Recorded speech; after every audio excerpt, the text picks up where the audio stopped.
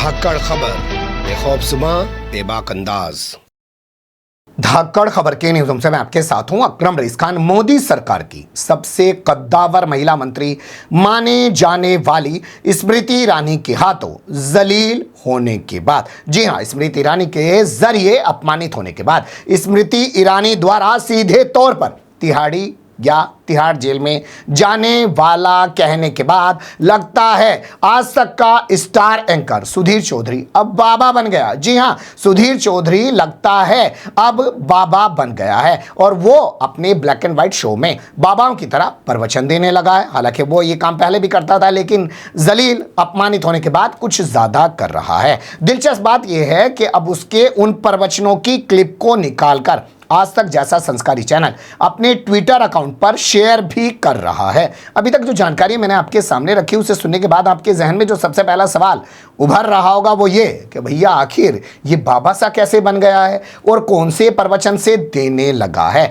तो बोलती हुई तस्वीरों की ज़बानी पूरी कहानी आपके सामने रखने जा रहा हूं, लेकिन उससे पहले क्या कह रही हैं अमेठी की महिलाएं वो थोड़ा सा सुन लीजिए। डंडा उनका भगावा जाए, डंडा से मार के हम महिलाएं उनको भगाएंगे। उन्होंने हमारे गांव ग्राम दयालापुर में ही आई थी, 13 रुपए चीनी का वादा करके गई थी, मेरे घर के सामने ही आई थी, लेकिन आज 13 रुपए चीनी मिल रही है। क्या वादा पूरा की? जमीन का हिस्सा लेकर अमेठी को चूतिया बना रही है वो। अरे महिलाएं देखिए जो चूल्हा फूक।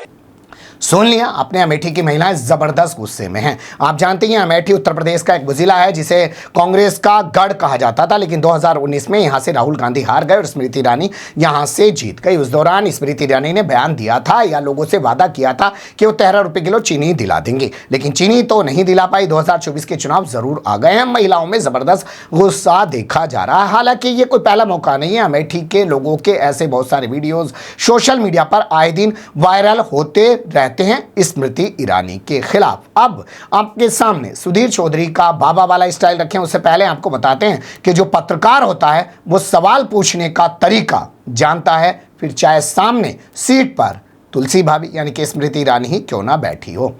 पहले तो लखनऊ में आपका इस्तकबाल है, शुक्रिया। मेरा ये सवाल ये है, अभी जैसा आपने फरमाया कि कैंडिडेट लापता, तो राहुल जी के लिए आप ये कह रही हैं कि वो लापता रहते हैं लेकिन फिर भी वो बार बार जीतते हैं, तो ऐसा क्यों है? सुन लिया आपने, क्या धमाकेदार सवाल पूछा है लखनऊ की सरजमी के इस पत्रकार ने। लेकिन ये पत्रकार यही नहीं रुका, इसने आगे जाके पूछ लिया कि मैं आपकी डिग्री पर सवाल नहीं करना चाहता हूं, लेकिन क्या डिग्री पर सवाल होने की वजह से ही आपको एचआरडी मंत्रालय से हटाकर कपड़े वाले डिपार्टमेंट में भेज दिया गया? और दूसरी चीज़ ये है कि मैं ये सवाल नहीं करूँगा कि आप इंटर हैं या बीए हैं, जो क्वालिफिकेशन के ऊपर अक्सर ये सवाल होते हैं, लेकिन क्या यही वजह है कि एचआरडी मिनिस्ट्री से डिमोट होकर आप टेक्सटाइल मिनिस्ट्री में आ गई? सोना, इसे कहते हैं सवाल करना। इसके अलावा जब पत्रकार सवाल करता है तो मैं आपके सामने रखना चाहता हूं, तो पूछ लेता है कि भैया कारगिल जब हुआ था अटल बिहारी वाजपेयी ने तो सेना के नाम पे वोट नहीं मांगे थे, अपने वो हक में वोट देने के लिए नहीं कहा था, लेकिन आपने पुलवामा में अपने नाम पर वोट मांग लिया। सुन लीजिए। एयर स्ट्राइक सेना ने की थी, सेना के जवानों ने की थी, फिर चुनाव में बीजेपी को क्यों क्रेडिट लेने की जरूरत पड़ गई है? सैनिकों को क्रेडिट क्यों नहीं दिया जा रहा? इससे पहले कारगिल युद्ध वाजपेयी जी के समय पे हुआ था। सुना आपने, हलक से आवाज नहीं निकल पा रही है उस स्मृति ईरानी की जो कह रही थी कि किसी जमाने में उसने जब पत्रकारिता की शुरुआत की थी तो वो सुधीर चौधरी की जूनियर थी, लेकिन वहीं बैठकर उसने उसकी औकात उसको दिखा दी और बता दिया कि अच्छा मेरे से पूछ रहा है कि टमाटर 250 रुपए किलो होने के बाद मेरे घर में क्या हुआ, तू बता, जब तू जेल गया था जब तेरे घर में क्या हुआ था? जवाब ढंग से ना सुधीर चौधरी दे पाया ना ही आज तक दे पाया। यही नहीं, आज तक ने अपने यूट्यूब चैनल के 56 मिनट के उस वीडियो से उस क्लिप को गायब कर दिया। कार्रवाई तो क्या करता है, एक्शन तो क्या करता है। खैर कोई बात नहीं। अब उसके बाद सवाल पैदा ये हुआ कि भैया सुधीर चौधरी उसके बाद क्या संस्कार दिखा रहा है, तो सुन लीजिए उसके बोल बचन, आप खुद समझ जाएंगे कि वो बाबा बन गया। इतना मत बोलिए कि लोग आपके चुप होने का इंतजार करें, बल्कि इतना बोलकर चुप हो जाइए कि लोग आपको फिर से सुनने का इंतजार करें।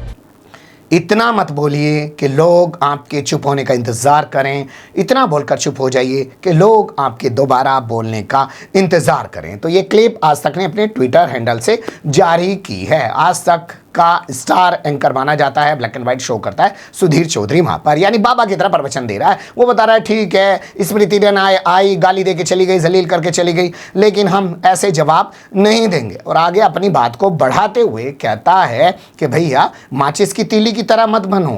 किसकी तरह बनो, उसी की जुबानी सुन लीजिए। खुद को माचिस की तीली की तरह ना बनाएं जो थोड़े से घर्षण से सुलग जाती है, बल्कि खुद को शांत सरोवर की तरह बनाएं जिसमें अगर कोई अंगारा भी फेंके तो बुझ जाए।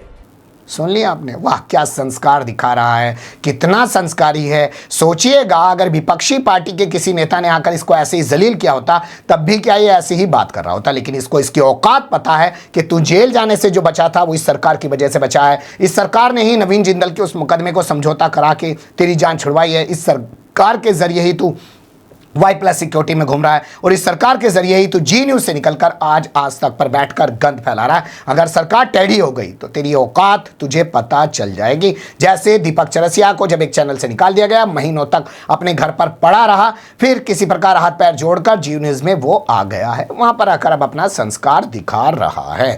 तो अब बाबा बनने की कोशिश कर रहा है सुधीर चौधरी, सीधे को जवाब नहीं दे पा रहा है और आज तक उसके वीडियो क्लिप जारी करके उसके साथ खड़ा होने की कोशिश कर रहा है, जिसने कि वो वीडियो भी काट दिया है अपने YouTube चैनल से जिसमें स्मृति ईरानी ने इसको तिहाड़ी तक बता दिया था। एक खबर उभर रही थी, मुझे लगा कि आपका रूबरू करा दे। अच्छी बुरी जो भी लगी हो कमेंट्स के रूप में आप लोग अपनी राय दे सकते हैं। खबर को लाइक कर सकते हैं, चैनल को सब्सक्राइब कर सकते हैं और ज़्यादा से ज़्यादा हमारी खबरों को शेयर कर सकते हैं। फिर ऐसे ही किसी सुलगते हुए या उलझते मुद्दे लेकर मैं आपके सामने हूँगा हाजिर। फिलहाल अभी मुझे दें इजाज़त।